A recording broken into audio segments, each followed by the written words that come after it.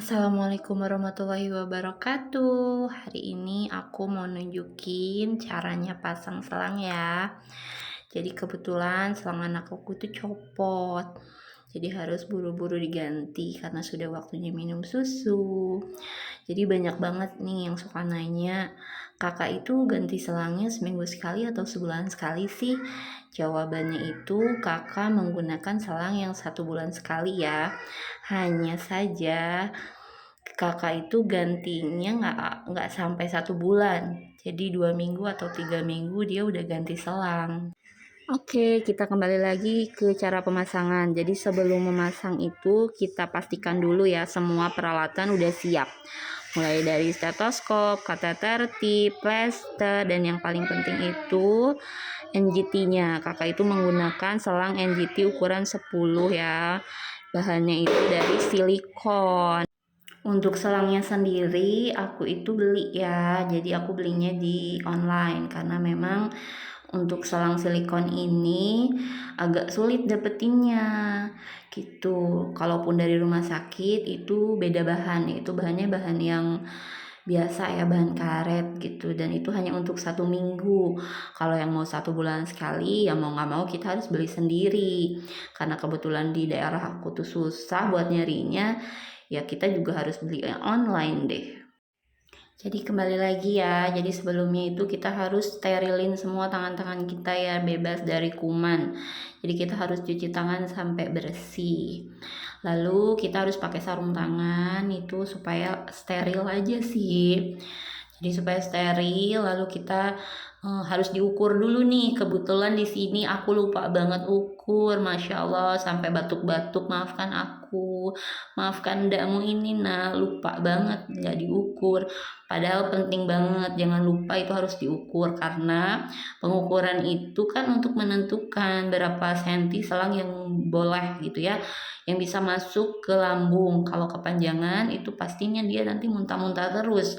Kalau kependekan nanti nggak nyampe lambung, kasihan juga kan. Jadi kita harus pastiin dulu nih berapa senti selang yang harus masuk. Untuk kakak ini selangnya itu 40 senti ya, itu mulai dari hidung sampai ke lambung. Dan alhamdulillah, bismillah, mulai dimasukin selangnya pelan-pelan. Kakak udah mulai batuk nih.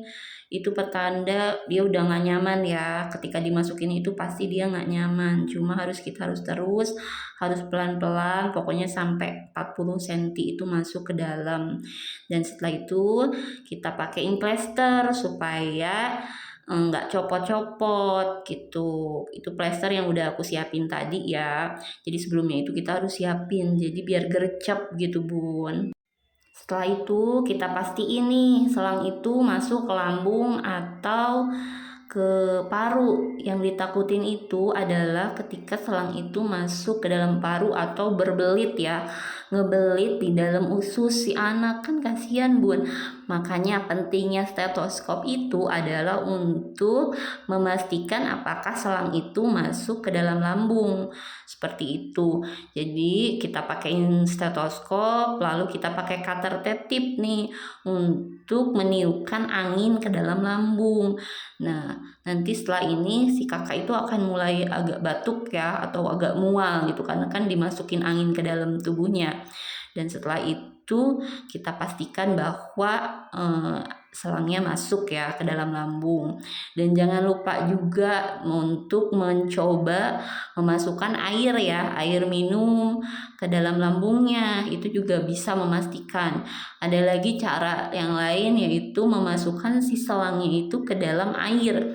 Jadi kita sediain air di baskom, lalu si selangnya itu dimasukin ke dalam gitu. Kalau ada gelembung berarti itu masuk ke dalam paru ya, karena itu ada gelembung gitu. Tapi kalau misalnya nggak ada berarti itu aman. Seperti itu bunda. Cuma aku di sini menerapkan 2 cara aja, yaitu menggunakan stetoskop dan menggunakan air gitu. Dan jangan lupa ya di belakang telinganya itu dipasang plester juga ya bun, supaya lebih klop gitu ya, jadi nggak copot-copot gitu. Jadi sering banyak juga kan yang tanya, kenapa pasang sendiri, kenapa nggak pakai tenaga medis? Jawabannya itu adalah waktu awal pemasangan Kakak pakai NJT, itu kan Kakak masih aktif ya, dia masih ada gerakan involunter. Jadi tangannya itu sering gerak-gerak, otomatis sering kecabut si selangnya 2 hari sekali. Kalau aku ke rumah sakit itu kan jauh banget, Bun. Memang di rumah sakit yang sekarang nanganin dia itu semuanya gratis ya, di cover untuk pemasangan. Tapi kan nggak mungkin kita 2 hari sekali, kadang 3 hari sekali itu harus ke rumah sakit gitu. Dan rumah sakit terdekat memang ada, tapi harganya lumayan mahal, Bun, dari 300 sampai 500 itu untuk UGD ya gitu. Jadi biayanya lumayan. Jadi lebih baik aku untuk meminimalisir budget, makanya aku memberanikan diri untuk memasang sendiri. Sebenarnya sih takut, dibilang takut ya pasti ya, Bun, takut banget gitu ya. Apalagi ketika nanti sekarang alhamdulillah ini dikasih kemudahan, tapi kadang dia sampai membiru gitu kan, sampai muntah, banyak banget deh kalau dia lagi kurang fit gitu kondisinya, itu agak sulit gitu. Makanya kadang aku juga takut, tapi ya mau gimana lagi ya, Bun, ini kan pilihan. Karena kan biaya Kakak itu bukan cuma selangnya aja gitu, tapi kan mulai dari susu, biaya terapi dan segala macam. Jadi aku harus bisa meminimalisir budget. Karena udah jadwal minum susu juga, langsung aku racikin susu untuk Kakak. Untuk saat ini Kakak masih pakai susu yang tinggi kalori ya.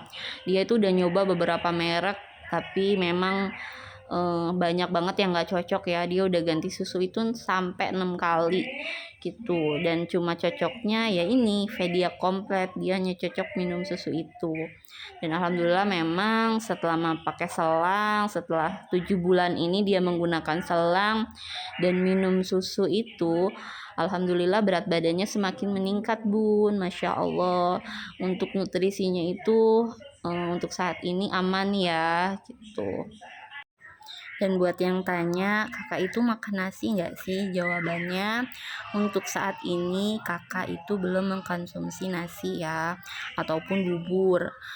Karena memang dokter mengharuskan dulu untuk mengecek THT endoskopi gitu. Karena kan Kakak ada masalah di cara menelannya ya.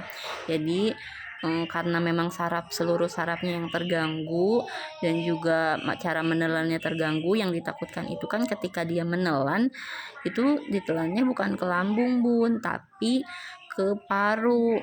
Otomatis kan nanti kalau ada infeksi malah memperparah kondisinya. Makanya untuk saat ini Kakak hanya mengkonsumsi susu gitu. Makanya dia diharuskan untuk susu tinggi kalori ya, dan khusus karena memang nutrisinya ya memang benar-benar hanya dari susu aja, Bun. Dia per 3 jam itu harus minum susu gitu. Jadi itu sudah diatur, sudah terjadwal seperti itu. Sebenarnya beberapa waktu lalu aku pernah sih nyoba nyuapin dia makan pakai bubur saring. Alhamdulillah kalau dari mengunyah aman ya, Bun. Jadi dia masih bisa mengunyah makanan, tapi ketika dia menelan dia sering banget tersedak. Makanya paling aku nyuapin 2 sampai 3 kali sih gitu. Cuma nggak banyak-banyak karena memang benar-benar masih takut, masih belum berani sebenarnya. Dan kebetulan untuk saat ini Kakak itu lagi demam, batuk, dan pilek. Jadi kondisinya lagi ngedrop sebenarnya Kakak ini. Jadi sering, udah dari 2 hari sih dia naik turun demamnya. Tiba-tiba si kuricil dateng nih, si pengganggu. Dia tiba-tiba pengen ngambil termometernya Kakak, padahal aku lagi ngukur suhunya. Bener aja kan, Kakak tuh lumayan tinggi ya, 37,9. Udah harus minum obat juga nih habis ini. Doakan ya, mudah-mudahan Kakak sehat, kuat, ya semangat, terus berjuang buat sembuh. Mudah-mudahan Allah memberikan mukjizatnya untuk Kakak. Kakak bisa menjadi salah satu orang yang beruntung. Terima kasih banyak yang sudah nonton. Wassalamualaikum warahmatullahi wabarakatuh. Bye-bye.